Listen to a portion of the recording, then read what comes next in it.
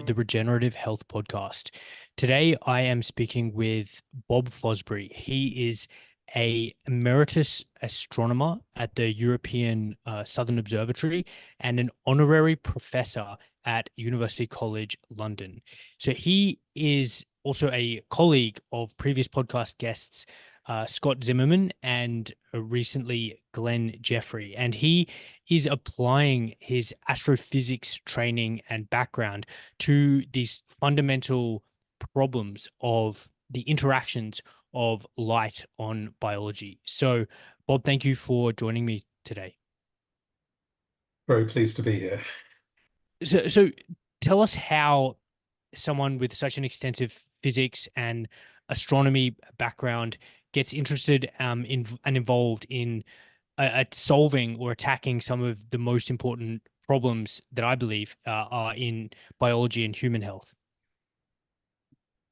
Well, it's a very good question, of course, and I think it raises a very fundamental issue with the way science operates at the moment. I mean, I was an astrophysicist. I started off in the late 1960s at the Royal Greenwich Observatory in Herstmonceux in Sussex, and I became the first research fellow to be sent to the Anglo-Australian Observatory in Coonabarabran in Australia in 1975.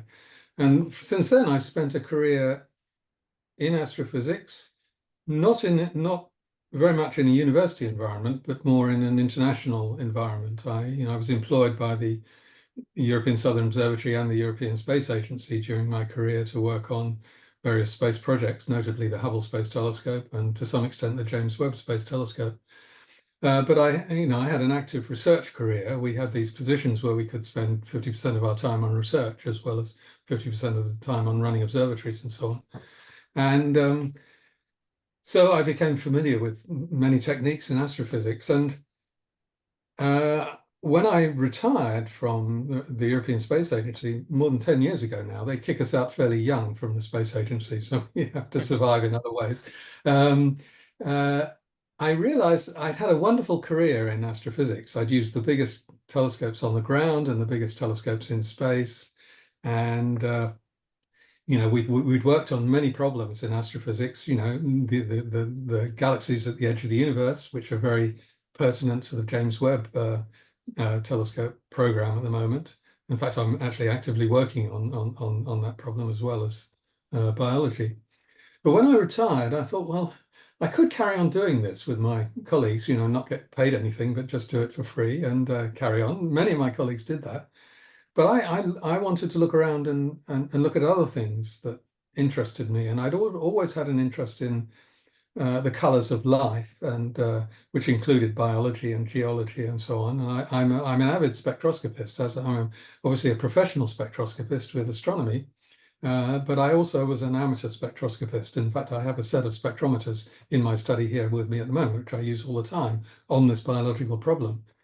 And it was by accident that I got involved with Glenn Jeffrey at UCL through the problem of the vision of the reindeer, which was the problem that I first worked on with him. But when he started telling me about the work he was doing with red light and its potential effects on mitochondria, we had an extraordinary conversation, and he said, well, we're using 670 nanometer light to study the effect on mitochondria. And I said, naively, I said, well, why are you using 670 nanometers? Why are you using that wavelength? And he kind of said, well, it's a available wavelength, and these LEDs are not so easy to get at that time, and we're using it seems to work. And I said, do you realize that's the wavelength where chlorophyll does photosynthesis? And he looked at me and he nearly kicked me out of the lab. He said, look, if people here in the Institute of Ophthalmology know that I'm working on plants, they'll kick me out and I'll kick you out. So this became a bit of a joke, but a sort of verboten topic that, we talk about photosynthesis. Since then, we've realized there's such a close connection. This is a very, very fundamental wavelength in all of life. And I've observed this myself by studying many forms of life with my spectrometers. I see this transition everywhere. I call it the 42 of biology. You know, Douglas Adams, Life, the Universe, and Everything, 42. Many of your audience, I'm sure, will have heard of the number 42. But anyway, the number in biology is 670 nanometers, okay? And we very recently, just in the last couple of days, we've come across a huge amount of evidence that this is indeed very, very relevant. Anyway, that was the way I got into the subject. And so I did provide, because Glenn Jeffrey is a visual neuroscientist. We have Mike Powner, who works at City University, who is our biologist. I mean, he's a very expert biologist. But then we started working with other people, and we were talking to people in photodynamic therapy. We were talking to people in sort of raw medical biology. And we then eventually got into touch with Scott Zimmerman and Roger Schwelt, who does his podcasts on medical education in the US. And so we realized we had a very multidisciplinary team together. And in fact, biology, because Mike Pound is so busy all the time, biology was our weak point because he had so little time to spend with us. So we looked at this problem, I think, in a very, very different way from the medics and the biologists. And I've realized as time has gone on that the kind of science I was doing in astrophysics is very, very pertinent to this subject in biology, and perhaps we'll go into that in a little more detail in a moment. But that was really the way I got into the topic. And in retrospect, I realize I've come down a path which is unique, almost unique. I don't know anyone else who's doing quite this interface between astrophysics and biology, but it gives us a very unique perspective on what's going on with the light, in the fundamental problem of the way light interacts with biology.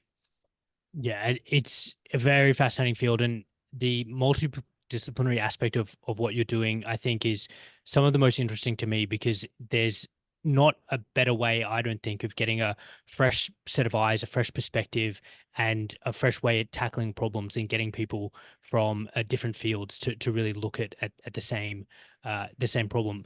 So let's, maybe you can frame for the listeners, what is the, I guess, what was normal in terms of these light life interactions, and why and how are things gone so wrong in the 21st century? Yes. Well, it starts with the evolution of life on the planet Earth. Now, we don't know about evolution of life on other planets yet.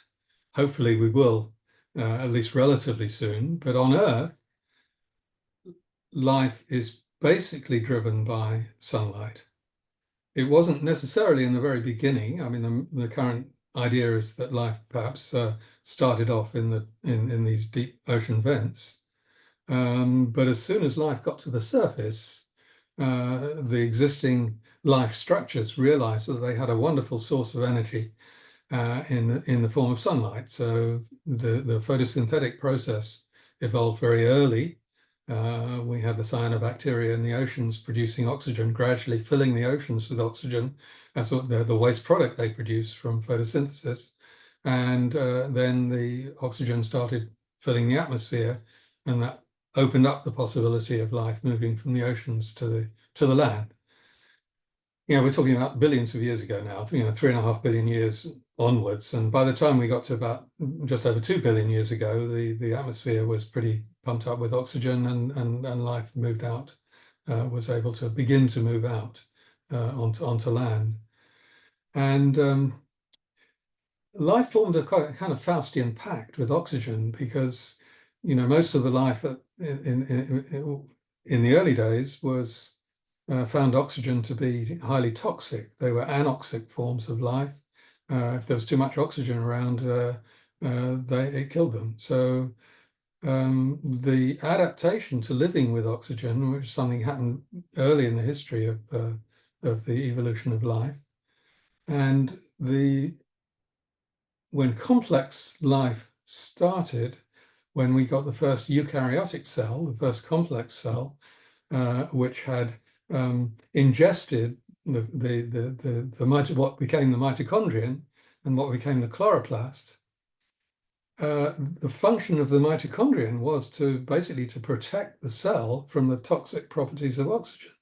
So that was the Faustian pact. Say, look, we'll use the oxygen because it's a wonderful source of energy for us to burn our food and make all our energy. But we've got to be pretty careful with the way we handle the oxygen inside the body. We've got to protect the cells from the oxygen. We've got to package the oxygen up so it can transport into the mitochondria where it gets used in respiration. We can do that without doing too much damage to the cells.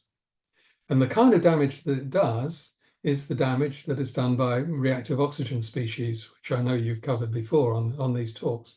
So I don't really have to describe what those are. But if you have too many reactive oxygens, you trigger cell death and so on. You have all kinds of problems, a bit like throwing a hand grenade into a cell. On the other hand, these reactive oxygens, I think, are more critical than we realized in the process of energy flow and energy generation in the body. They're an essential element in the way that we make ATP, the energy currency of the cell, which I think I don't have to define. You've discussed this before. Adenosine triphosphate. It's the energy that the cell uses to do all the things that cells have to do and drives the way we move and the way we think and so on. So this way of using the waste product of photosynthesis, on the one hand, the oxygen and the light coming from the sun, which is essential for photosynthesis, but also, as I will hopefully demonstrate, essential for life on the biosphere as well, is the coupling that we're dealing with. It's the way the mitochondrion uses the oxygen and the products produced by photosynthesis, the food that we all eat, and also the plant material that makes all the gas, coal, and oil that we burn, our energy source basically is the solar photons coming and first of all hitting plants, but also hitting animals as well. And so this sunlight, these solar photons, and the interaction with the biosphere is what life is. I mean, this is life. It's the process.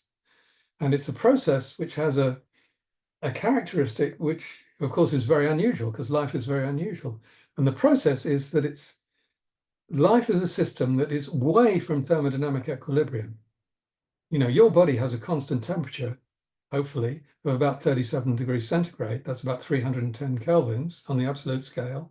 Your body has a temperature of 310 kelvins, which it maintains. And if you drift too far from that temperature, then you're going to die if you drift too hard.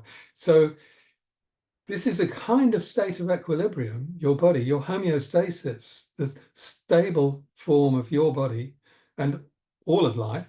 I mean, what I'm saying is applicable to humans, but it's applicable in general to the whole of life on the planet. This homeostasis is a curious state of equilibrium because it's in what we call kinetic equilibrium. That's the temperature is maintained constant by a whole load of processes that are going on in your body, sensing and making sure that you're kept at a constant temperature. But the processes are way out of thermodynamic equilibrium.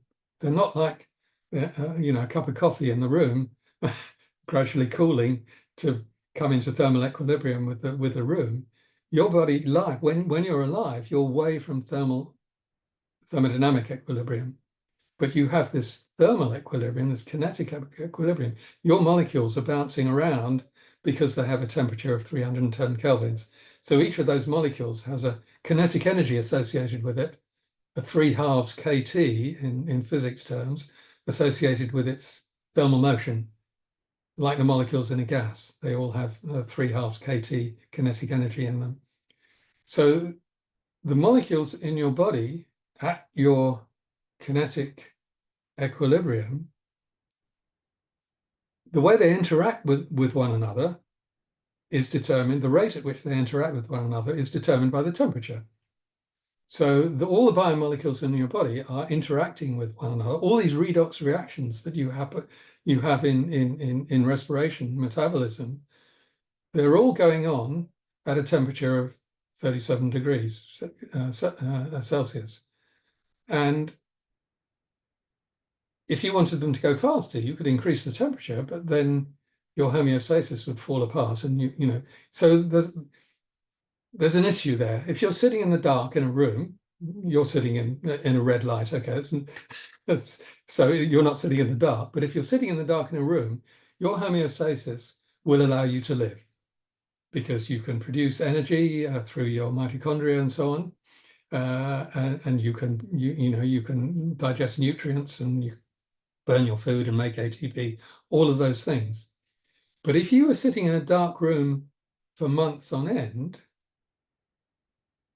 you wouldn't be so happy, because life relies on the sunlight, and your body relies on the sunlight. If you turn the sunlight off, you don't immediately die or fall asleep. You'll continue. But if you turn the sunlight off for 6 months, you're going to be sick. And if you turn sunlight off for a year, you're probably going to be dead. So the point I want to make, and this is probably the most important point I'm going to make, is that the process of life, all of life on Earth anyway, the life that's based on photosynthesis in plants, all of that life is dependent on the flow of sunlight through the biological systems, whatever they are. Now you can say, well, some of them live in the dark and so on, and we can argue that point, and that's a good question to ask, but that can be answered. But we all have access to biological systems that are often in sunlight. I think that's a simple answer.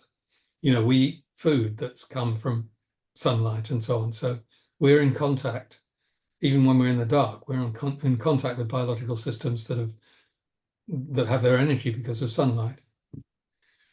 So this concept of homeostasis, which biologists and medics are very familiar with, and they're very familiar with the way it's maintained in terms of biological systems, that's fine. What happens if you walk out into sunlight?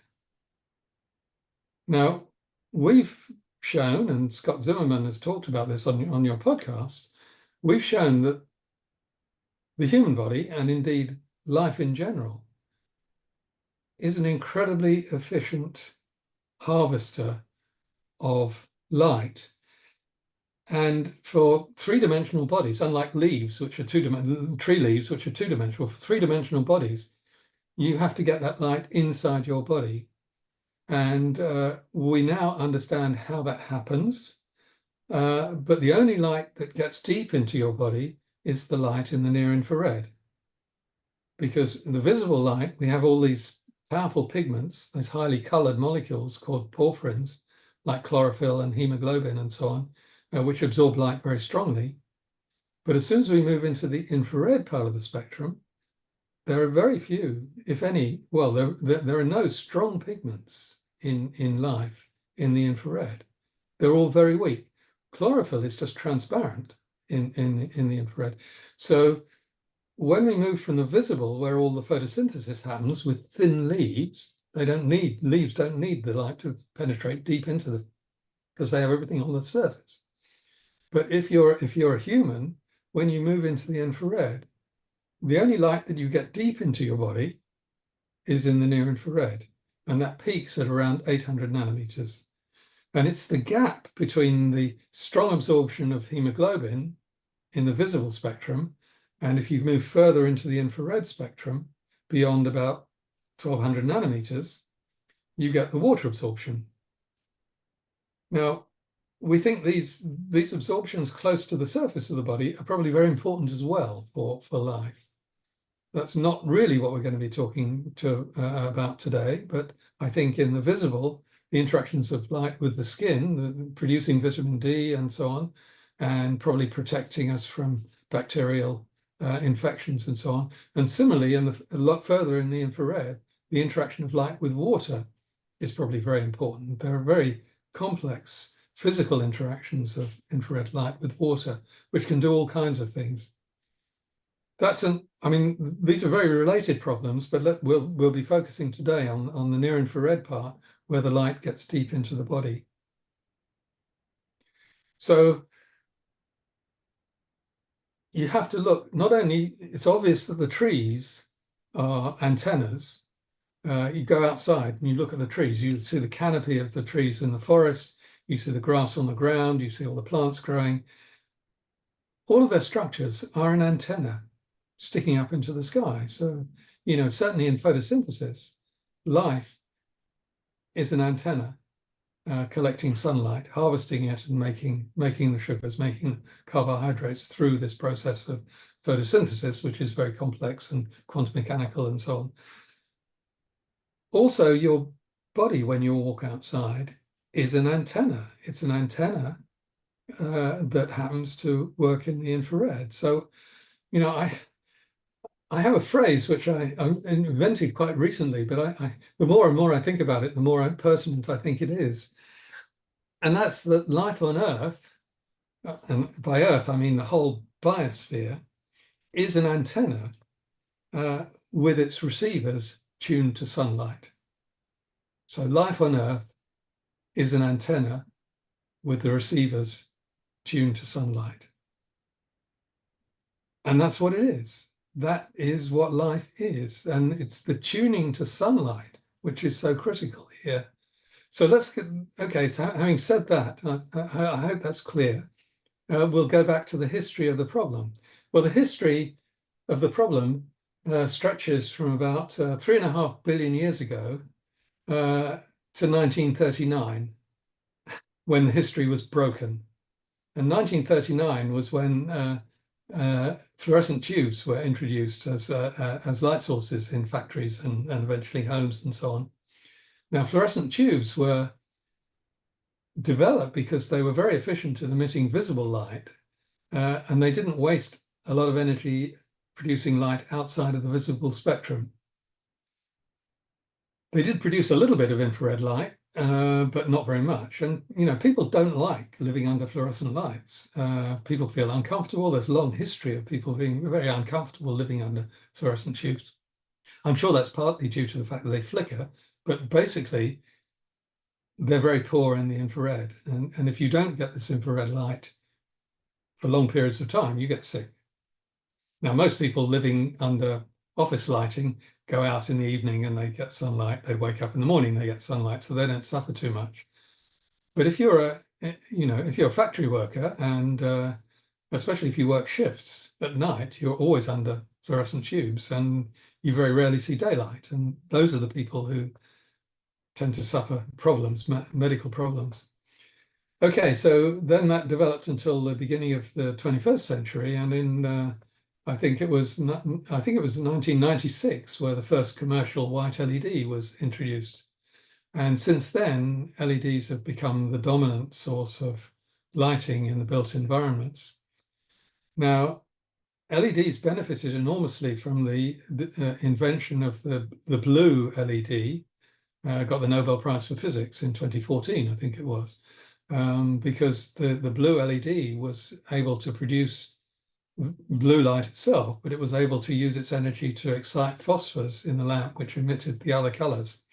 So your white LED has a strong blue driving diode in it, and the other colors come from phosphors, which are chosen to emit in the visible part of the spectrum. So the end product is this wonderful light source, which is very efficient using electrical energy to produce just visible light. And it's because it's so efficient at doing that, it doesn't produce anything outside the visible spectrum. So it's just visible light. And it's great for lighting rooms. But I now have a quote that I make from an unknown, because I didn't write his name down at the time, an unknown announcer on the BBC Today programme, the Morning Today programme, about this time last year, where it was a senior medic in the National Health Service.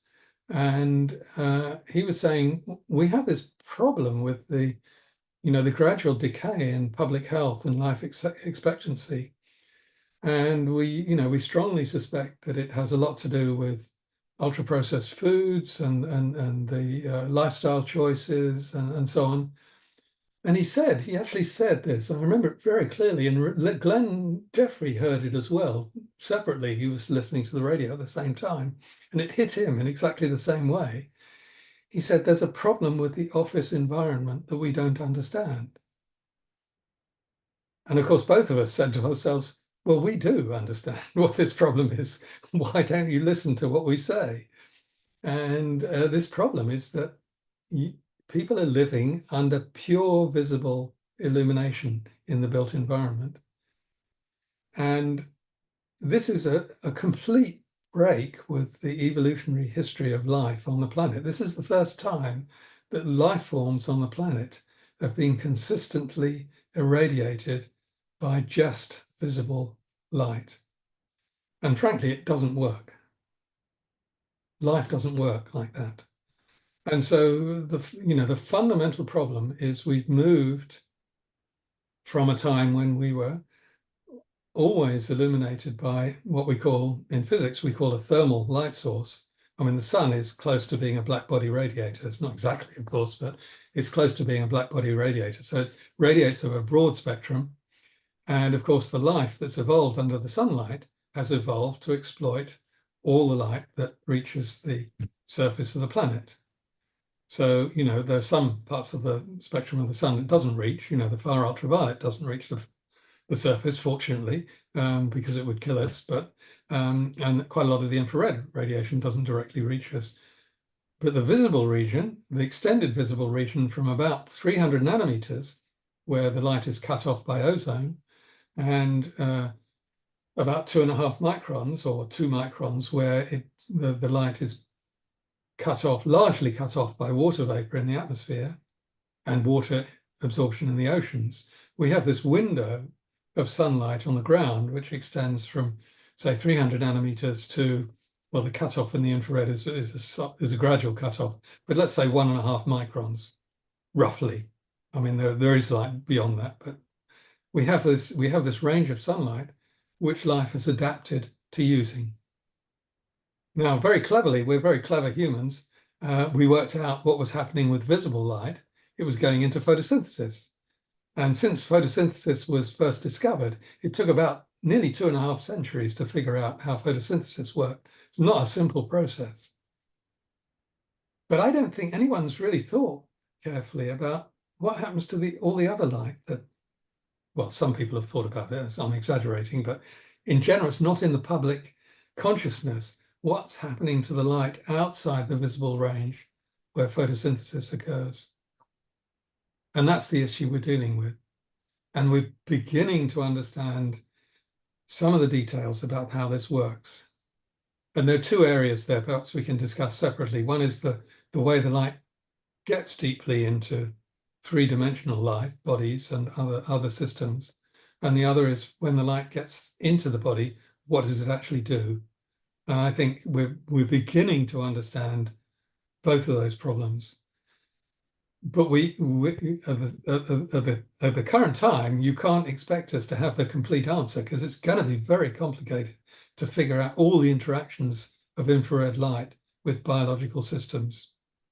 There are probably many, many of them, hundreds, maybe thousands of interactions of light with biological systems. We're beginning to see the first smattering of those, but it'll take a while, many PhD theses later to figure out what's going on. But I think the general concept of withdrawing the full spectrum of sunlight from our surroundings in the built environment, fortunately not in the natural environment, but in the built environment, this is the problem we're facing. And, in my opinion, the gradual decay in public health that we're seeing now, and it's quite rapid and it's growing in seriousness. The fundamental problem behind this is the fact that we're starving people of the full spectrum of sunlight, the full spectrum of ground-based sunlight, the light that reaches the ground. And we have to we have to make people aware of the fact that, well, one has to be careful going out and exposing oneself to too much sunlight. It's very easy to expose yourselves to the beneficial effects of sunlight without suffering these dangers, and we can talk about that. But so Yeah, yeah, great summary, Bob. I think that this topic of light and the problem that you've laid out is just hyper emblematic of a reductionist mindset. And medicine is notorious for having a reductionist mindset, but engineering and life in other assets or facets of society obviously is too. And this idea that we could strip away more than 50%, probably strip away 90% of the light diet, the light nutrients that this sun is provided life for 3.4 billion years, that we could strip that away and then expect there to be the same biological outcome. I don't even think whoever invented fluorescent bulbs and LED lighting had even thought about this problem. So it's not in any way a malicious one, I don't believe. I think it's driven purely by interest to improve lumens per watt energy efficiency, and simply disregarding or in ignorance of the fact that more than 50% of the photons hitting Earth that we're talking about infrared here are non-visible. And just because we can't see them doesn't mean they're not doing anything. And I believe that's really the crux of the issue, and how we can continue to walk so far away from our biological niche is because this vital light nutrient is not even obvious to people, because our ocular system, our visual system doesn't allow us to really see in the near infrared, which obviously you can if you use special camera technology. But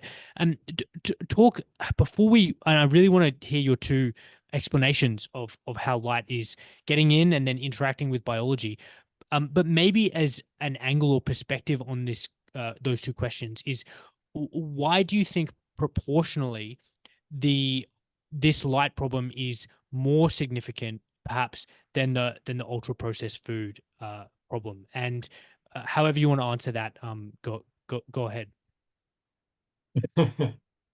I'm not sure I really want to answer that in a quantitative sense, because the rise of ultra processed foods has been very rapid, and I think the nutritionists understand this problem. It's the way we digest. It's the way the food actually passes through the digestive tract and so on. And I'm certainly not an expert in that area, but I'm thinking in terms of the fundamental nature of the working of life and the working of the human digestive system, metabolism, and so on, means that if you feed the human with the wrong food, you're going to have problems, because it's not necessarily that you don't have all the right nutrients. Is the fact, from my understanding anyway, listening to what the nutritionists say, it's the fact that the nutrients are ingested in a way which the gut is not able to process properly, i.e. you get raw chemicals coming into your body rather than packaged complex chemical bundles that have to go through your digestive tract to be unpicked piecemeal. So I think that's the way I see the ultra processed food problem. You can list all the nutrients you have in your food, but if it's not packaged properly, it doesn't get digested properly, and so on. So I don't think I have much more to say about that particular problem, and I certainly don't want to make a strong statement that the light is the worst problem and the ultra processed food is a supplementary problem. It depends, what you do. It depends on your lifestyle.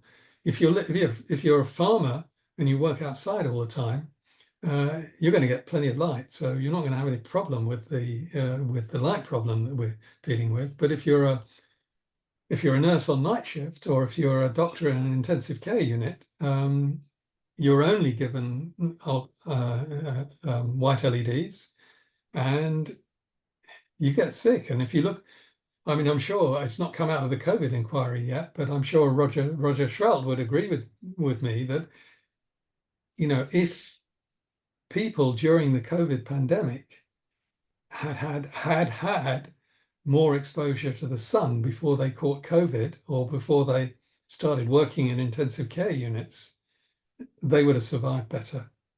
I think there's very strong evidence for that. It was the lack of past history of sunlight, which makes you very subject to the to infections like COVID. Yes. So I didn't mean to ambush you with that one, only to quickly convey my perspective, which is and we're going to get into exactly what is happening, but I really think that the light environment is setting the stage for the mitochondrial dysfunction, which the ultra processed food is exacerbating. That is kind of my perspective as it stands now, and the insulin resistance and these inability to deal with the food uh, excess nutrients, excess energy, deuterium, etc., is fundamentally exacerbating this dysfunction, this mitochondrial dysfunction that's a product of this infrared deficient blue toxic lighting environment. So only to really frame that as and to emphasize that these are complementary co-exacerbating processes, and that's why I commonly tell people that you need to clean up your light diet and your food diet, and both are very important, and depending on the individual, as you mentioned, they'll be in differing importance proportionally. So talk about these light interactions. Talk about how the light is getting into the body. And again, just a quick reminder for those who listen to the Scott Zimmerman episodes, his great groundbreaking paper essentially analyzed this gyri and the sulci of the brain and inferred from an optics point of view that these structures are optimized to essentially concentrate near infrared photons deep within those brain structures. So let's explore this topic about interactions of these photons with biology. yes, I have to admit that Scott and I talk not every day, but almost every day. So we've discussed this very closely over the last months, and again, I think it's a very beautiful concept and process, and the physical understanding is, on one hand, extremely complex, but on the other hand, quite simple. And I'll try and give you the simple view. And I'm talking with Scott here. I'm not, we've done this together. I've already hinted it to you a little bit earlier in our talk today, the fact that light behaves very differently in the near infrared from the way it does in the visible. And that's a product of, that's physics, basically. It's that the ability of photons from sun, the visible photons of light, can excite pigments in the visible spectrum. And all the paint pigments that you use are pigments because you can excite electrons in the pigment to an excited level. And the energy that you use to excite that molecule or atom or whatever the pigment is takes light away from the visible spectrum. So it makes the visible light colored. So the pigments, the domain of the pigments is the visible and the ultraviolet spectrum. As you move from the visible to the near infrared, the molecules do have low-lying energy levels, but they're generally very weak absorbers at low levels, which can be excited by near infrared photons. But basically, you run out of the possibility of exciting atoms and molecules to a higher energy state using photons. So basically, the simplest way of putting it is that in the near infrared, there are no pigments. There are pigments, but they're very weak. And some of these pigments in the infrared are weaker by factors of thousands or tens or even hundreds of thousands. They're much, much weaker than the absorbers in the visible. So you move into this different domain where you don't have any absorbers around. You have very few absorbers and they're very, very weak. But you still have all the cellular structures and so on associated with life. In plants, you have the cellular structures in the leaf, and in bodies, you have the lipid structures of cell walls and mitochondrial walls, membranes, and so on. You still have lots of structures, but these structures don't absorb in general. When they do, but not often. They're very, very weak. And so you move from a visible spectrum where the light transport is dominated by absorption. You get a photon coming into your hand. It'll penetrate a millimeter, say, in the visible, or even less in the visible. The first thing it comes across will probably absorb it. So you only really illuminate the surface layers with the short wavelength light. This is why leaves are thin. A leaf is generally less than a millimeter thick. The first thing that a photon does is to find an absorber. Even in plants, that's not true. I think the photons will probably scatter several times before they actually reach a chloroplast and get absorbed by chlorophyll, because the plants are very efficient at scattering light, and then we can talk about that as a separate topic, but that's a very important topic. But in the body, the photon of infrared light coming into my hand will actually penetrate several millimeters. In fact, we reckon it penetrates at 800 nanometers. It penetrates about 5 millimeters on average before it hits something. But it doesn't hit an absorber. It's very unlikely to hit an absorber. It will hit something that scatters it, a cell wall or some structure, refractive index difference. Scott's talked about this, I'm sure. You have variations in refractive index between the lipid and the water and various structures within the body that can scatter light. So what the light does, it gets 5 millimeters into the body, it bounces in some direction, and it will go probably for another roughly 5 millimeters before it hits something else and scatters again. So your photons basically get fed into the body by the scattering process. You're fairly unlikely to be scattered directly out of the body directly. The first photon that gets in is rather unlikely to be scattered out again, reflected back, basically. It's more likely to go into the body. And as you get deeper and deeper into the body, the less likely you are to lose photons from the surface.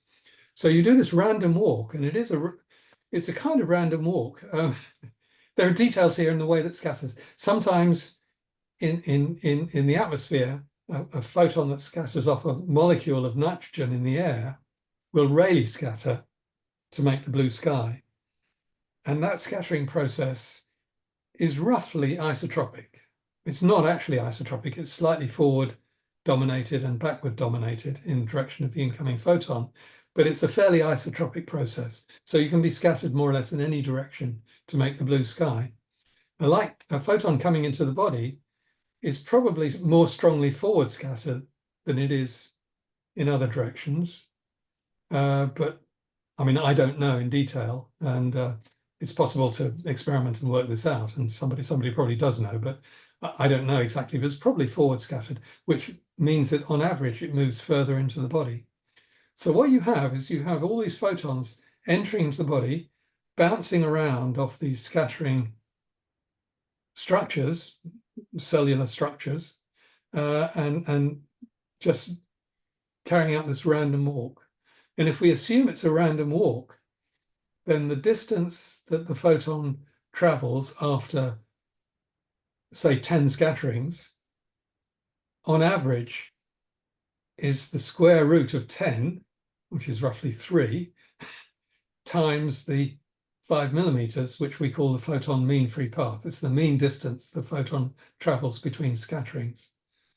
So the simple picture of the scattering is you have photons getting into the body, they're bouncing around many times, and after scattering n times, they've reached a distance of roughly, on average, square root of n times the photon mean free path into the body.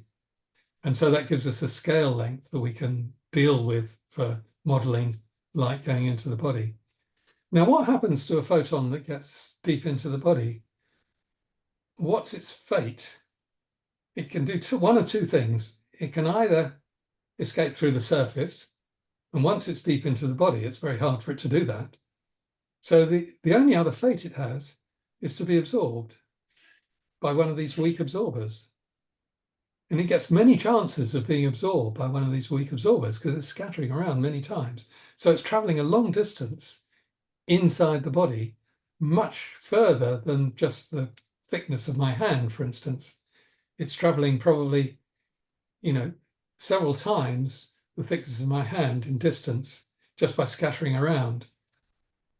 And so what this process does, it couples these very weak absorbers deep into your body with the atmosphere of the sun. So you're establishing a direct connection between the photons coming from the sun all the way down through the atmosphere, entering your body, bouncing around many times, and eventually being absorbed by one of these very weak absorbers in your tissue. And that's establishing the equilibrium with our star that I mentioned right at the beginning of this talk today, talking about the star and the interstellar nebula, in exactly the same way that the nebula is coming into radiative equilibrium with the star that's exciting it. The biomolecules in my body, deep in my body, are coming into equilibrium with our star, the sun. So this is an entirely different component of the homeostasis we were talking about. The homeostasis in the dark, you're maintaining your body temperature by burning your food in your mitochondria, making ATP. You're using nutrients, you're breathing oxygen, you're doing all the things that establish your homeostasis in the dark. When you move into sunlight, you have an additional component of homeostasis, which is these photons coming into your body from the sun directly. And I don't know which to tell you first. There are two things I need to tell you. The first thing I'll tell you is there's something very special about these photons. The energy you have available to your body in the dark is the kinetic energy of the molecules bouncing around at a temperature of 37 degrees centigrade. That's the 3/2 kT that we talked about. The energy of an infrared photon, although it's an infrared photon and you think of infrared photons of having low energy, the energy carried by an infrared photon is something 40 times larger than the kinetic energy associated with the molecular vibrations in your body. Fortunately, these photons are rare and you're not heating up to the 6,000 kelvins of the surface of the sun. So you're not in thermodynamic equilibrium with the sun. You're in a radiative equilibrium with the sun. But the radiative equilibrium is driven by a much lower density of photons than you get in the atmosphere of the sun, obviously, because of the large distance you have to travel. So we have a dilute but high energy radiation field inside the body. It's very dilute, but the individual packets of energy are quite large. Now, what happens when one of these weak absorbers absorbs one of these photons in the infrared? Now, this is critical, okay? This is a critical part of this talk. You excite a molecule to a state which is nearly 2 electron volts above the ground state. That's a huge amount of energy compared to the energy that your normal homeostasis had, the thermal energy that your normal homeostasis has. Now, while that molecule is excited, it's no hotter, but it contains a lot of energy. It's not thermal energy it contains, it's an energy of excitation. It can use that energy to make that molecule much more reactive with surrounding molecules, because it's like having it much hotter than you would survive, but it enables the chemical reactions to happen more quickly. So you're enabling all of these chemical reactions that you have to drive your homeostasis, all of these redox reactions, all the reactions in the electron transport chain of the mitochondrion have an energy source available to them, which they would never get from the temperature of your body. They get from the radiation. And it's a low density radiation, so it doesn't immediately, heat everything up and kill everything. It can even generate reactive oxygen species, but some of those reactive oxygens are generated in places in the mitochondrial chain of pushing electrons up a voltage gradient, where they can be very beneficial. The fact that the oxygen is much more reactive, the excited oxygen is much more reactive, can actually have a beneficial effect. So I think, as an astrophysicist, what I'm saying to the biologists is that you have this incredible source of energy deep in the body, which is very selective. It's a very special sort of energy. It's a low entropy sort of energy. It derives from the sunlight. Sunlight, photons coming from the sun are very low entropy sources of energy, and you can excite atoms to relatively lower lying levels than all the pigments in the visible. We tend to call them ground state configurations in the energy level diagrams of molecules. They're ground states, just an electron volt or so above the ground state. But they have effects, and they have many effects. It's not just, we're not talking about a single mechanism here. All of these molecules are capable of absorbing infrared photons in some way or another. They're all being given this high quality source of energy, which they can use in various ways. It opens their possibilities of the way they interact with one another because they have this high quality source of energy. So it's enormous value, these infrared photons getting deep into the body. They're a sprinkling of very high quality packets of energy penetrating deep into the body that can do all kinds of things. And we can later on we can talk about one or two things that I think these things might do. But the fundamental physics is that you're establishing a new component of homeostasis when you're in sunlight. It's quite different. You suddenly, the range of possibilities that your metabolic processes have available to them are suddenly increased in many, many different ways. Wow, that is quite a fascinating implication. And I might just summarize for the listeners what we've talked about up till now, just so everyone is on the same page. So we have sunlight, and sunlight is being emitted from our star, the sun. It's coming in flavors of visible and non-visible light. Ultraviolet and infrared are non-visible, and obviously visible is visible. And infrared is more than 50% of the photons that is actually hitting terrestrial Earth. And what Bob is explained is that over the course of the evolution of life on Earth, we have evolved to make use of that abundant source of energy. And just like plants have made use of it to photosynthesize and produce carbon, essentially carbon structures, we have also made use of that free energy, or our mitochondria have.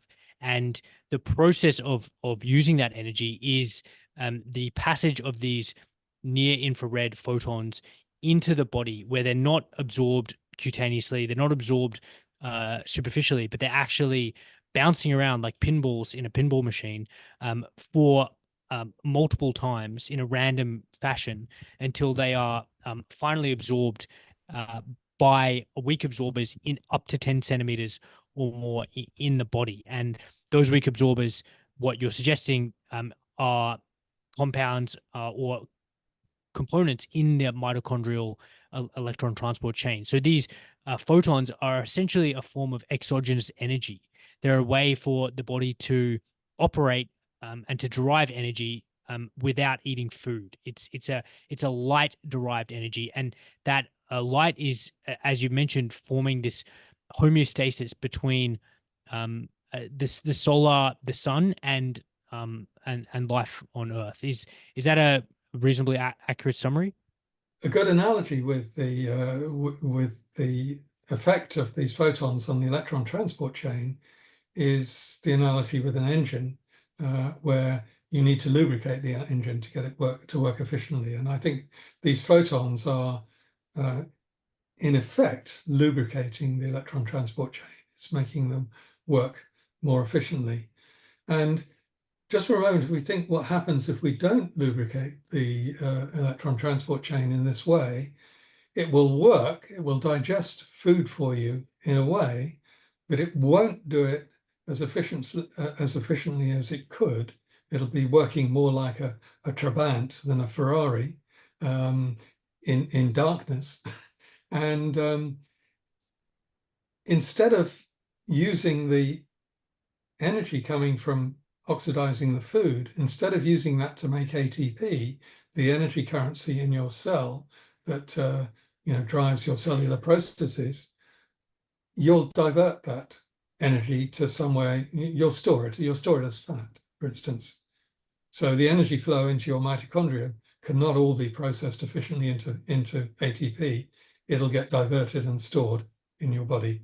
The biologist will tell you how that happens. I don't know how it happens. So you can see the connection with what you said previously. If you're not working properly, your body's not working properly, you suffer things like type 2 diabetes and obesity and all the other diseases of aging, because you're not using your food source, you're not using your nutrients properly to generate the cellular energy. You're inefficient and you're diverting the energy somewhere else. Yes, and that is exactly what I was referring to earlier when we were talking about the effect of a processed food diet, and this idea that a light diet or a poor light diet, an infrared deficient light diet, a blue toxic light diet is essentially disabling or fundamentally harming the ability of the mitochondrion to operate efficiently. And to use a car analogy, if you're not servicing the car, if you're not lubricating or cooling the engine, you can put 98 octane fuel in the tank, and yes, it will continue to work well for the first maybe year. But if you continue to not lubricate and do those fundamental engine caretaking tasks, the engine will break, and then therefore you can keep putting in 98 octane. But if the engine is if the pistons are all seized up because of a lack of lubrication, then it's not going to be producing energy very, very well. So I think that really is my point about the food exacerbating fundamentally a light deficiency and a blue toxic kind of light environment. On the point of the absorption of near-infrared light and its biological effects, the listeners to this podcast and from previous episodes will be familiar with two biological effects. One that Scott Zimmerman has talked about, and one that a water researcher called Gerald Pollack and Dr. Jack Cruz separately have talked about. So obviously you're familiar with Scott's work, melatonin and the optics of the human body, that it's the infrared light that is stimulating melatonin production at the level of the mitochondrion.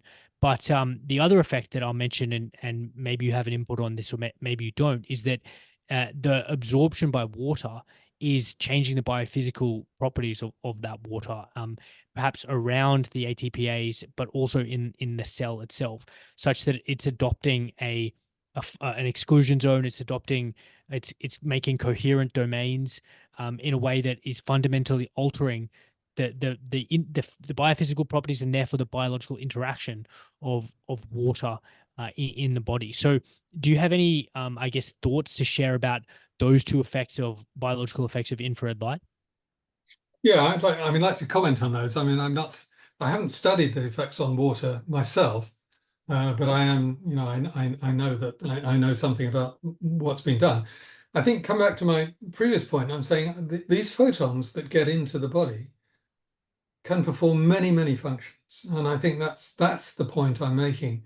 I'm not focusing on any one at the moment. I'm not focusing on any one of those particular functions. I think we're looking at the moment at the direct interactions, the process of exciting the molecules to electronic states. That's what I'm thinking about.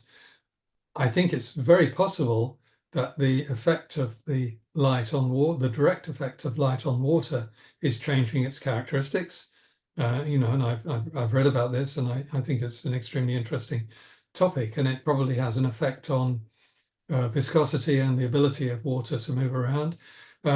So I'm certainly not rejecting that as an idea. I think this is one of the many effects that infrared light is having, and this can be going on at much longer infrared wavelengths than we're talking about at the moment, because the water will absorb at various depths depending on how absorbent the water is at any particular wavelength, over a whole range of depths, and it can change the properties of the water. So that can have many effects in the body. Absolutely.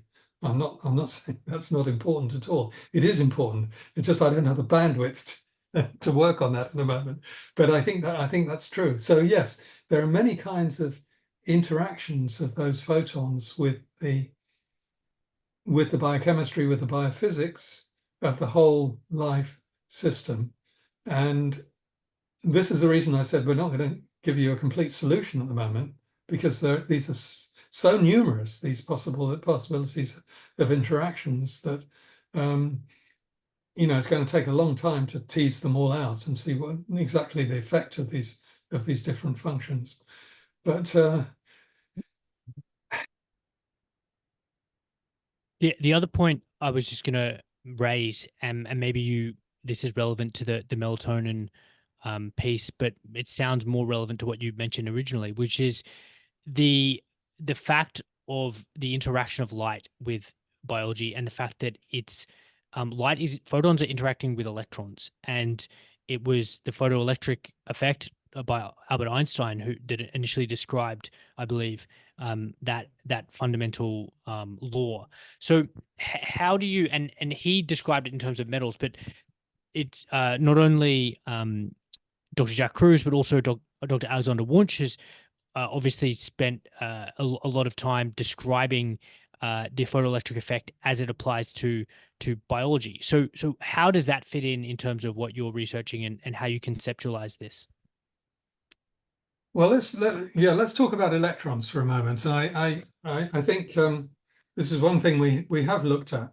Well, first of all, I'd like to mention discussions over Zoom I've had with Professor Wayne Frasch, who's a person works in the University of Arizona in the US, on the function of ATPase, the enzyme, the rotating turbine in the membrane of the mitochondrion, which shepherds the protons down from above the membrane into the mitochondrion, and drives the turbine that mints the ATP. And he gave a talk at the Guy Foundation series in the spring about the rotation of the ATPase, where he showed that it's water molecules that shepherd the proton down through the turbine to turn it through particular angles at particular times in the rotation. And this is I think a very interesting example of the way that the properties of the water molecule may play a very important role in the ATP synthase. I found that a very exciting idea. So that's one of the kinds of interactions. I think, talking about the electrons, I'd like to talk a little bit about the effect of the oxygen as the final receiver of the electron coming up the electron transport chain in the mitochondrion. Now, as you know, the electron starts off and goes up through. There are 4 complexes in the electron transport chain.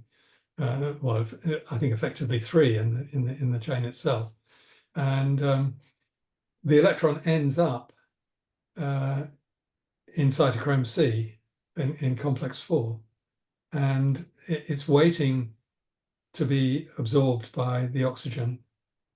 the oxygen is sitting there waiting to absorb the electron coming out of the electron transport chain. Now, oxygen likes to interact with electrons. It likes to grab electrons, as we know. But the normal state of oxygen, the normal ground state of oxygen, is unusually in molecules like this is a triplet state in quantum mechanics.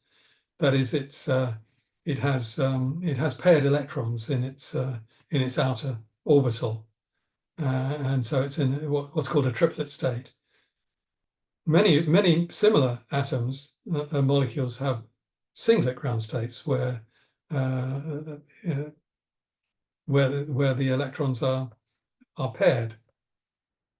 So the normal oxygen, although it's highly reactive and it can grab electrons, if you had a singlet oxygen sitting at that point, it would be much more electron hungry, and it would grasp the electron being spat out of the electron transport chain much more avidly.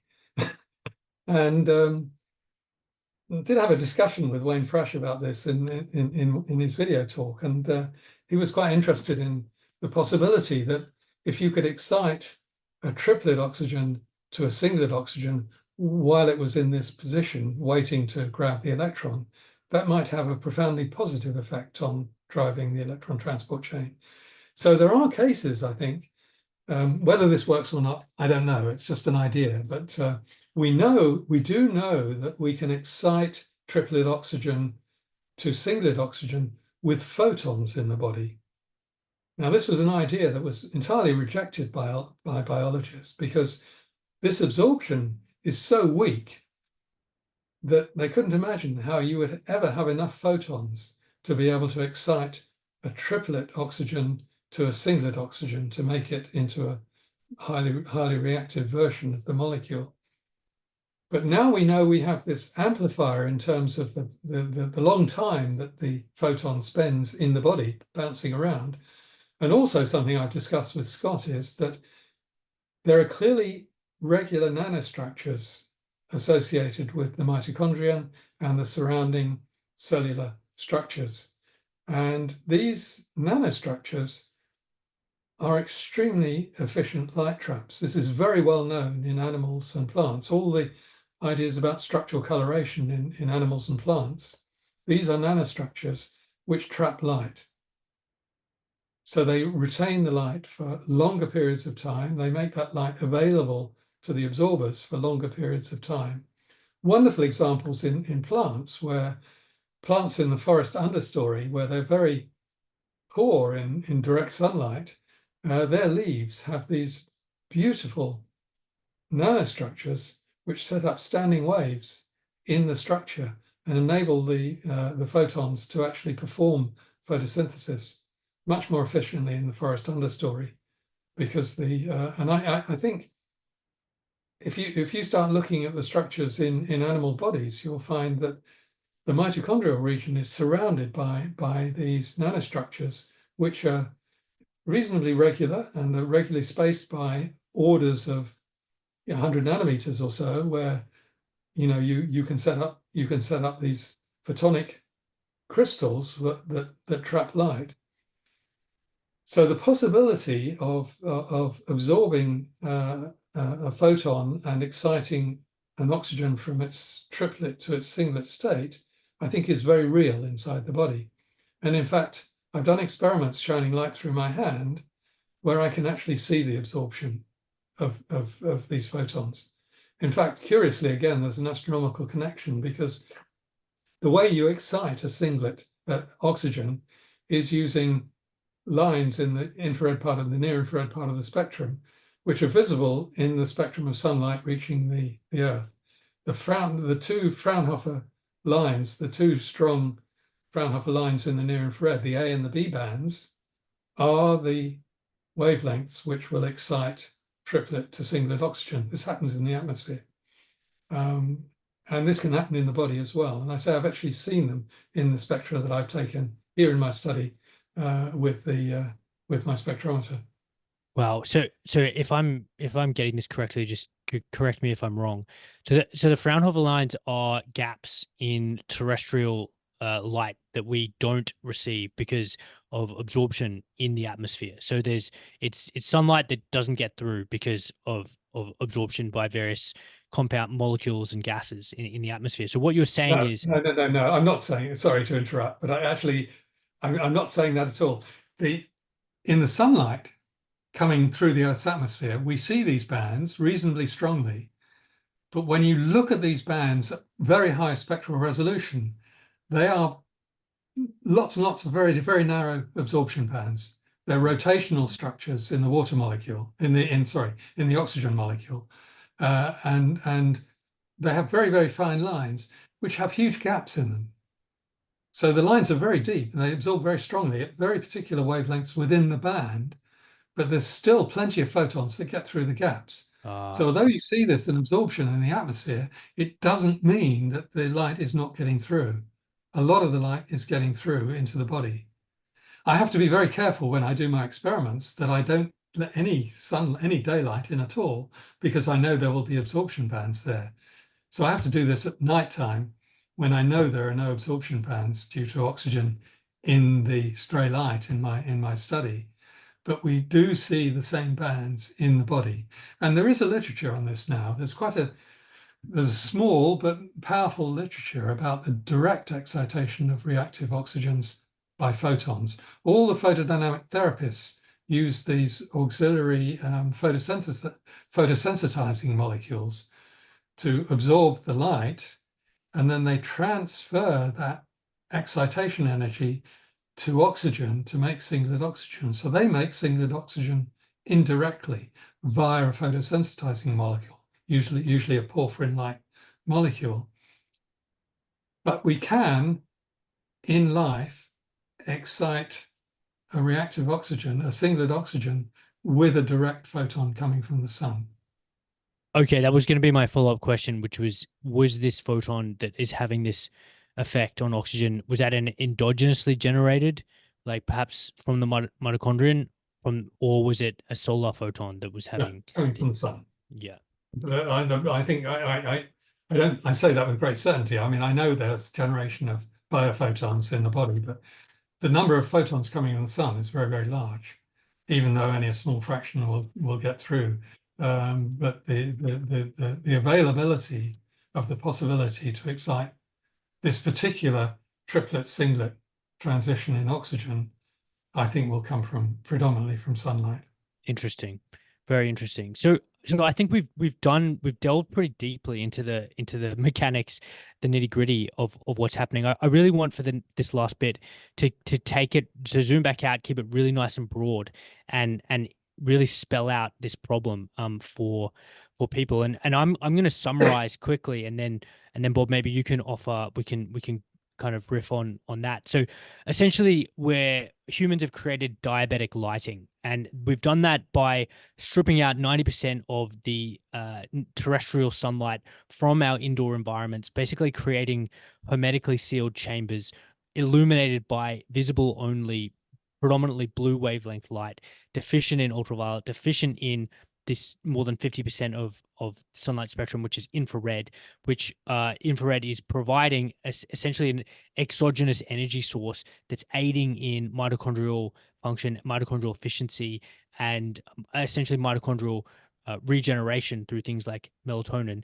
The consequence is that when we live in these environments for 6 months, 12 months, 3 years, then we are chronically depriving ourselves of a critical light nutrient that is involved in mitochondrial health. And mitochondrial health underlies chronic disease because, as Dr. Doug Wallace has initially said, initially posited, and it's been very framed very elegantly, is that chronic disease is essentially bioenergetic failure of your mitochondrial colony. And whether you develop heart failure, or you develop Alzheimer's disease, or you develop type 2 diabetes, and in what order, essentially depends on your genetic predisposition. It depends on your organ specific manifestation of this mitochondrial dysfunction. So the chronic disease epidemic that we're experiencing can really be framed as the fire can be fanned enormously by this light deficiency, this infrared light deficiency, which is profound, and it's only accelerating as more and more indoor environments are essentially kitted out with visible only LEDs, as artificial but thermal lighting sources like halogen and incandescent get thrown in the bin in the name of climate change and or energy efficiency, completely failing to realize that these are essential light nutrients. So that's, I think, where we're at. And that's my perspective as a medical doctor treating people and striving to prevent cases of metabolic syndrome and type 2 diabetes and cancer and all those neurodegenerative diseases. So we're at this point now, and you've come up with an analogy, and I really like it, and I really want you to talk about this analogy to help people understand the concept of a deficient, light deficient environment that they're finding themselves in. So feel free to add anything to that summary and talk about this analogy that you've come up with. Yeah, I think it's a very good summary, first of all. Well done for doing that. Yes, I think the phrase we're beginning to use about this is one which I think people will understand, and actually I think the analogy is quite good. I call it 21st century scurvy. Now, we know about scurvy. We know how easy it is to cure now, but for centuries, scurvy was as a scourge of exploration. I mean, in the days of sail, you sent off these sailors to sail around the world in sailing ships. It took them, months to reach the Cape Horn and sail around it. And most of the crews or many of the crew, a large fraction of the crew would die of scurvy. And it was realized a long time ago that this was a deficiency disease. It was the deficiency of vitamin C. And if you supplemented vitamin C, the scurvy went away. It was a curable disease, although you may have lost all your teeth or whatever, but you could be cured when you had a supply of vitamin C. So the development of that disease was not immediate. When you set out from the first port, you wake up the next day, you didn't suffer from scurvy. It took months to develop in a crew. And we've had we're going through a process at the moment, which is very like this. We know the astronauts that come back from the space station come back in a state of pre-diabetes and mitochondrial dysfunction. They've been locked up in a tin can. Ironically, if you're in the space station, I doubt if you see the sun. And if you do see the sun, you see it through so many filters that you won't get any usable infrared radiation from it.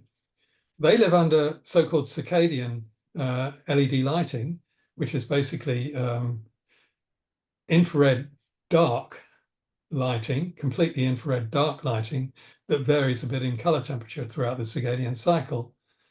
For whatever good that does. And they come back starved of infrared. And as soon as they get back on Earth, they seem to recover very quickly when they get out in sunlight again. But they have aged more rapidly than they would have done if they hadn't been locked up. And okay, that's an extreme example of locking up people in a tin can for 6 months or so. But there are many examples of people in the built environment. If you're living in a Middle Eastern country with skyscrapers, I mean, many of the Arab states have skyscrapers, and they live in skyscrapers, and they walk to their air-conditioned, dark windowed cars, probably out of sunlight. Some of those people probably never go into sunlight at all, even though they're living in an incredibly sun-rich environment. And those are the people who are suffering severely from type 2 diabetes. So there's a huge amount of evidence out there that your mitochondrial health is very strongly determined by your sun diet, your light diet, your exposure to sunlight. Roger Schwelt has an example where he took one of his very, very sick patients out into sunlight onto the balcony, and the person survived, almost certainly because of the exposure to sunlight. So I think the analogy with scurvy is the 21st century scurvy. The analogy with the deficiency of vitamin C is not an exact analogy, of course. The disease develops along different pathways, but it's not so dissimilar. I mean, vitamin C has a function as an electron donor in biochemistry. And, we are talking about electron transport and electron donors. So I think that the disease I'm talking about in 21st century scurvy is an analogy. It's a slowly developing disease, and the symptoms are all the diseases of aging, which are associated with mitochondrial function. And I fear that it's going to get worse. It's really going to get worse. I mean, it's been going on for a couple of decades now. It's going downhill. Our life expectancy is going down. And I think if that person on the radio on the BBC Today program a year ago had been told what I've just told you, he might begin to understand what's wrong with the built environment. And I have to say that, Glenn and I nowadays are talking more to architects and lighting designers than we are to medics and biologists, because the architects are very, very concerned by this problem, and we are making them aware of what the problem is. And there's an even worse problem than just the LED lighting. All of these skyscrapers are now being fitted with glass that only transmits visible light. So the windows are obscuring. We know windows for a long time have obscured the ultraviolet, the dangerous ultraviolet light, the light that gives you vitamin D. But now the best-selling glasses are blocking all the infrared. So the transmission of the window glass mimics the white LED. So we're exacerbating this problem. And quite frankly, it's going to be a disaster. It's going to be a disaster. Yeah, it is. And the trajectory is only in the wrong direction. And Yes. that point that you raised is fascinating, because what it implies with this filtration of the natural sun spectrum is that we can generate blue light toxicity and near infrared deficiency, blue light toxicity, not only by putting an LED in the room and then emitting that blue light from the ceiling, but we can generate a blue toxic, profoundly unancestrally appropriate light environment by plastering these filtration, whatever the 3M film on the windows, and therefore by filtration of the solar and dare I say abomination of the solar spectrum, that we're also creating a blue toxic visible only lighting environment inside these office rooms. So, and there's multiple facets of the problem, but it just seems that wherever way we look at it, the myopic attempt at saving energy, and again, to use the under the umbrella term of climate change, it's really having this unintended consequence of profoundly harming human health.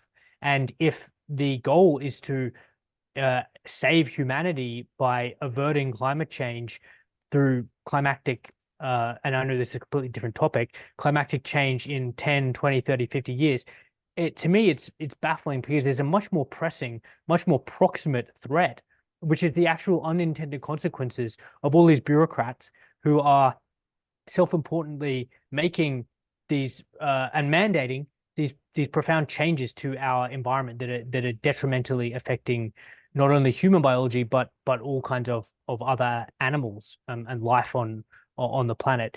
The point I'll quickly make about your discussions and who is hearing this message is that medical doctors, because we are our orthodoxy, our training background is organ-specific pathology, we have missed the conventional doctor has missed this reality about bioenergetics and mitochondrial function. And if they understood the human body from a mitochondrial energy point of view, then it would be clear by simple reverse engineering, by first principles thinking, that what we need to do is optimize mitochondrial function by any means possible. And as you've described so eloquently, Bob, solar photons are a critical input into optimal mitochondrial function. So you can just make the simple logical steps from those first principles, and then you will find out that if you sit in a blue lit room with no infrared, then you're going to get sick and diabetes is going to manifest. But unfortunately, we don't have that intellectual framework taught to us at medical school, and we have to learn it ourselves and talk to people like yourself, like to Scott Zimmerman, and doctors like Roger Swelt are other doctors, and Jack Cruz are other people, and Alexander Wunsch who are talking about this. But it's a very, very few number, and hopefully that's going to change.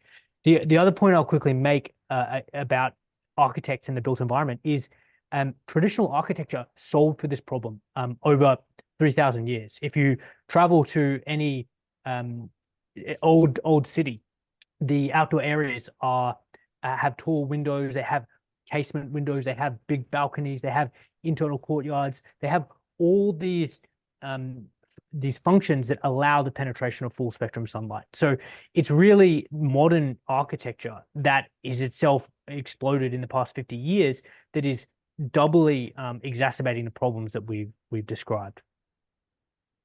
Yeah, your summary is good. You said it. I think it's very good. I'm an optimist here. I think I see the way the architects are reacting when we talk to them. I think there are many ways this can be addressed.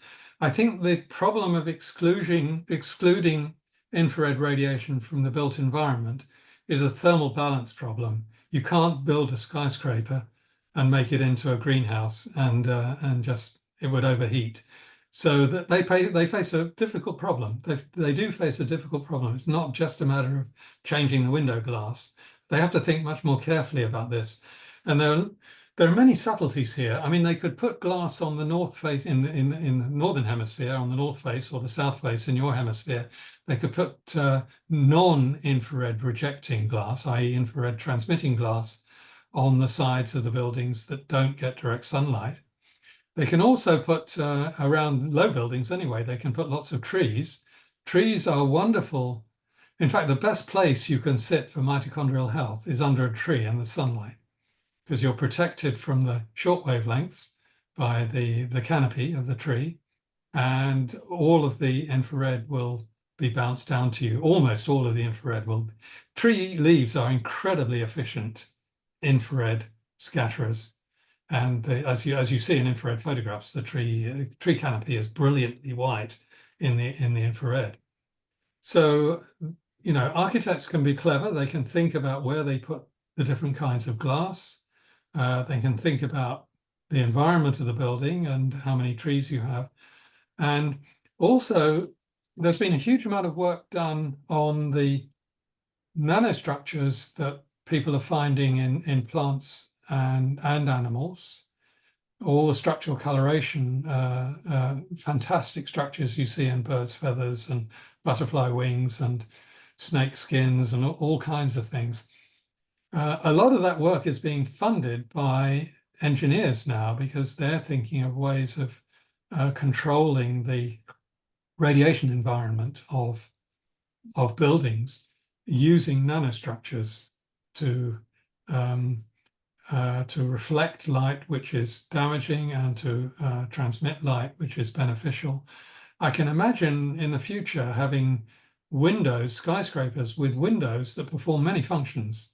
That is, they generate electricity with solar panels. They can be visible, transparent solar panels. They can let in specific biologically beneficial wavelengths. They can be much more highly tuned to make the building more healthy and a healthier environment. And these structures can be injected into buildings at critical places and so on. The lifestyle merged with the property of the building can be much more beneficial. So I do feel optimistic about this.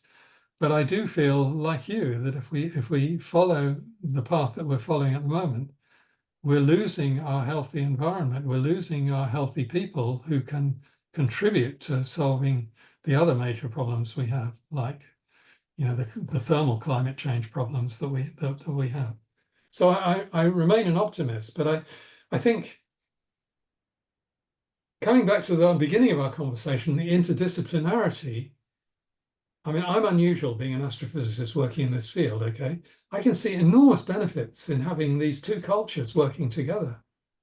You know, the conversations I have with architects are very close and gritty, gritty conversations about what we can actually do to make things better. And it's not difficult. And the other thing that I would say is we're wasting huge amounts of energy illuminating our planet in totally unnecessarily ways.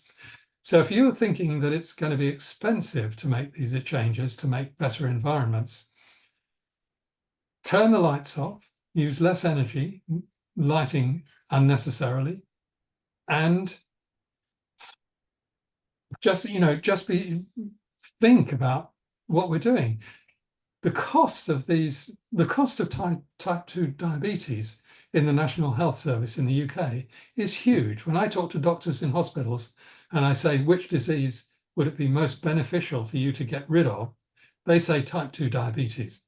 I see nurses going around, spending all their time testing people for diabetes all the time, rather than, doing other things. So there are huge amounts of money to be saved by increasing the health of the population. I mean, I couldn't agree more. And yes, it's not only testing. I mean, when someone has end-stage type 2 diabetes, they're a customer, they're a client of a kidney disease, of a kidney specialist, because they're on dialysis. They've had a heart attack, they've had a stroke, they've got peripheral neuropathy, they need to see the podiatrist, et cetera, and on and on and on. So yes, it's a profound problem.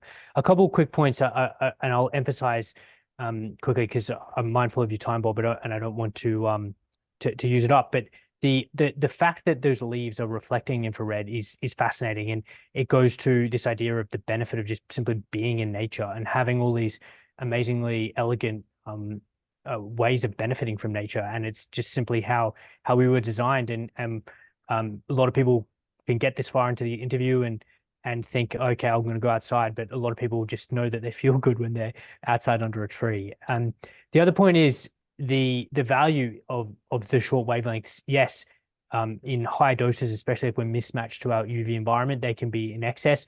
But obviously, the shorter wavelengths, the visible and UV, are essential in their own way for optimal health. So I think that point is emphasized. And then turning off the lights at night, that is an easy thing for people to do. It's something I teach people in my circadian reset course, just simply minimizing artificial light at night of any color, because essentially from a circadian point of view, that's not what your body wants or needs. Again, just maybe before we wrap up, talking about interdisciplinary, you're an astrophysicist, Scott Zimmerman is an optics engineer, Glenn Jeffrey is a neuroscientist, Dr. Roger Schwelt is an intensive care physician, I'm a GP registrar, Cameron Borg is a nutritionist.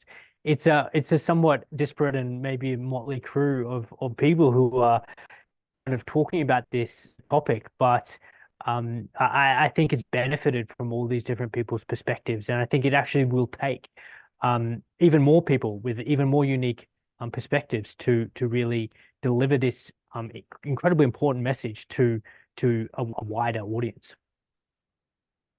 Yes, I agree.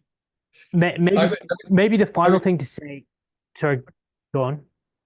I would just say just one thing about the trees. One thing I didn't mention, we don't have time to mention everything, but one thing I've realized, and I have talked to a friend of mine who's an ex-science director of Kew Gardens about this. We've discovered that mushrooms that grow in the forest understory are beautifully adapted to absorb the infrared light to produce spores.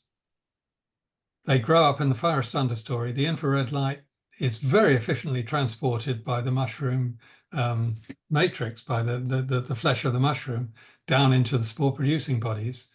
And also, I observe with my spectrometer that nuts and seeds are also incredibly efficient harvesters of infrared light.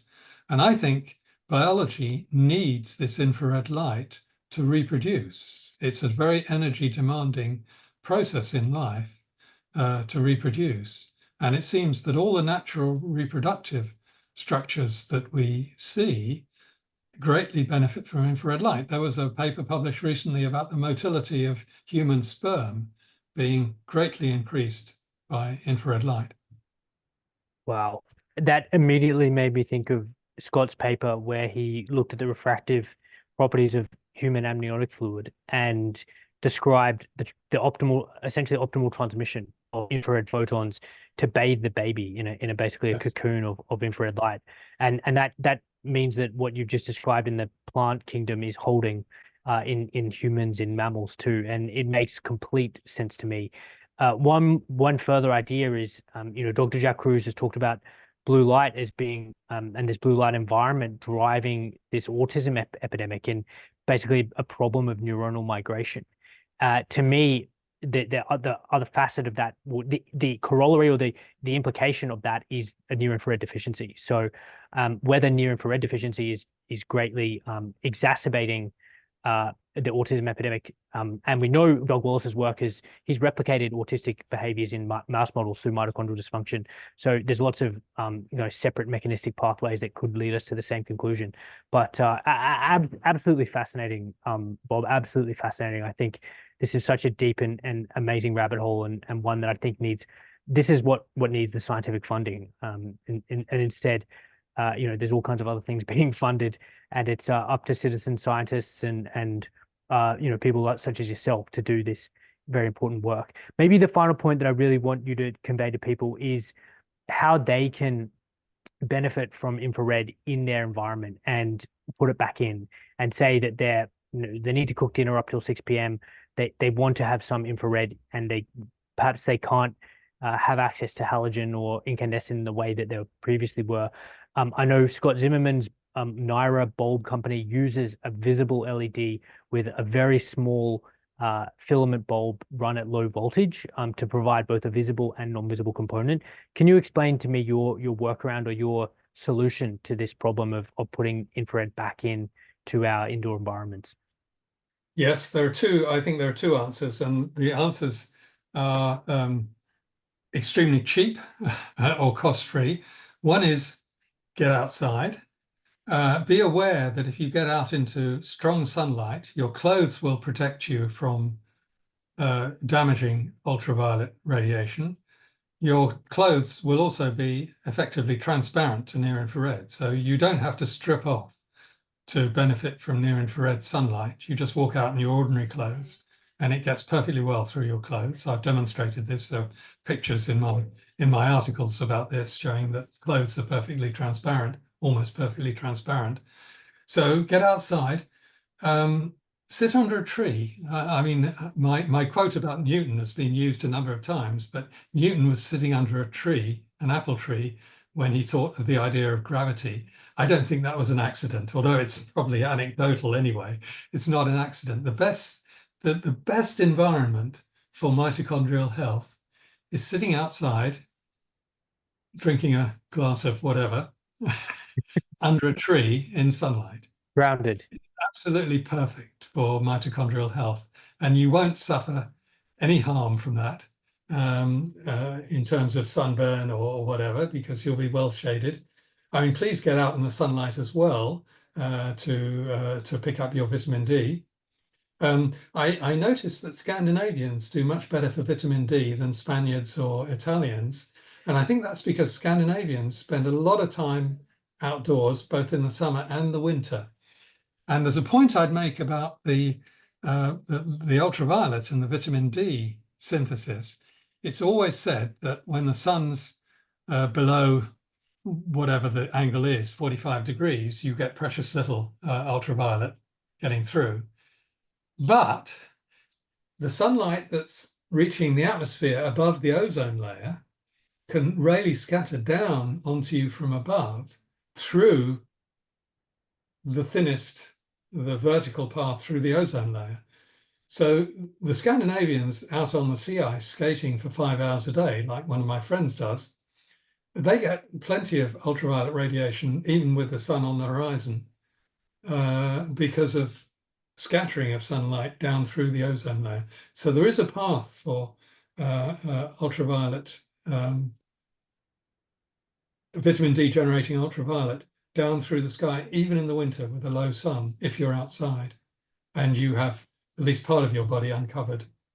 Interesting. And I'll hammer home the point that has been made by your countryman, Professor Richard Weller, who is a dermatologist investigating the systemic benefit of sunlight exposure. And he has stated multiple times that there is no evidence linking greater UV exposure with greater all-cause death. And it just seems, no matter which study we look at, the more sunlight people get, the more UV light people get, the greater their longevity, the lower their all-cause mortality in a range of cardiovascular mortality, cancer mortality, so in a range of studies. So, and yeah, the point is well taken. I mean, I think this podcast in many ways has become an exposition of different reasons why we should be outside and not inside. One more thing I would add, you're talking about lighting. I have here a 60-watt tungsten filament lamp, which I bought from Amazon in plain packaging. They're getting difficult to get. I ran it on a cheap dimmer also from Amazon at a slightly lower voltage. So the filament will last forever. These are designed at normal voltage to last for about a year. That's what the factories do. They make them to last a year. Turn the voltage down a couple of notches and it'll last for the age of the universe. Wow. It'll last forever. So this whole setup cost me £10. I have one of these in my study. I have it here. Plenty of light for working by. I run it at a lower voltage so it doesn't get hot. I can hold it. It's warm, but it's not hot. It's not using very much energy. It has a color temperature of about 2400 kelvins, and it's 200 lux on the table, which is adequate for me to work with. I have one in my bedroom I use for reading at night, and I have one in my sitting room for reading. And they cost nothing, essentially. You don't have to buy fancy infrared LEDs. These are as bright as sunlight at 1.5 microns. They're very, very bright in the infrared.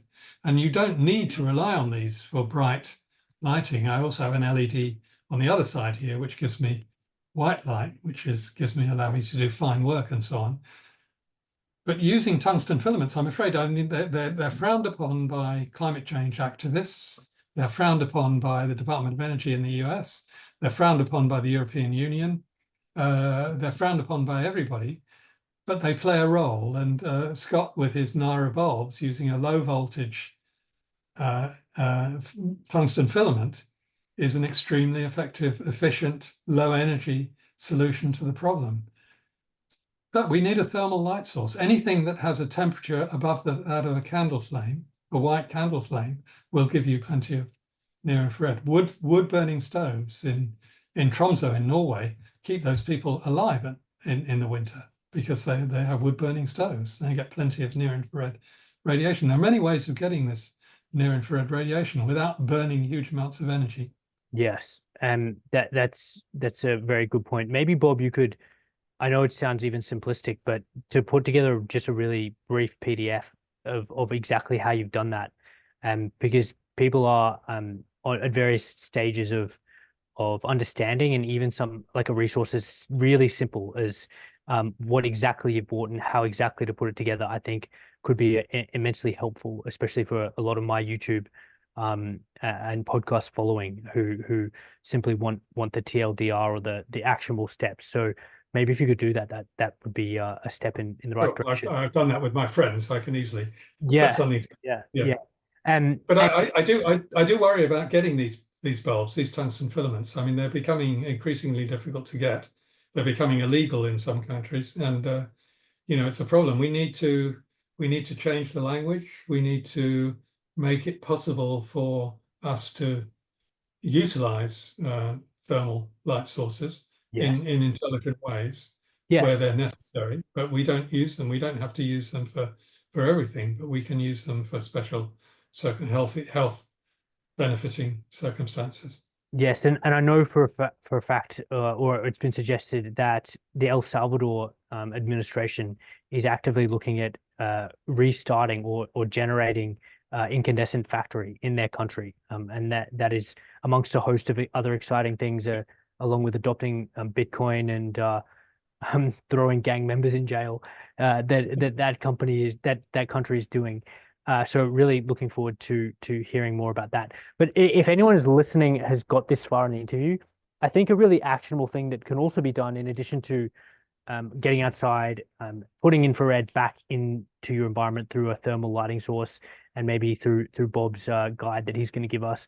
But it'd also be to just talk to your member of parliament and say that, hey, there's a problem here.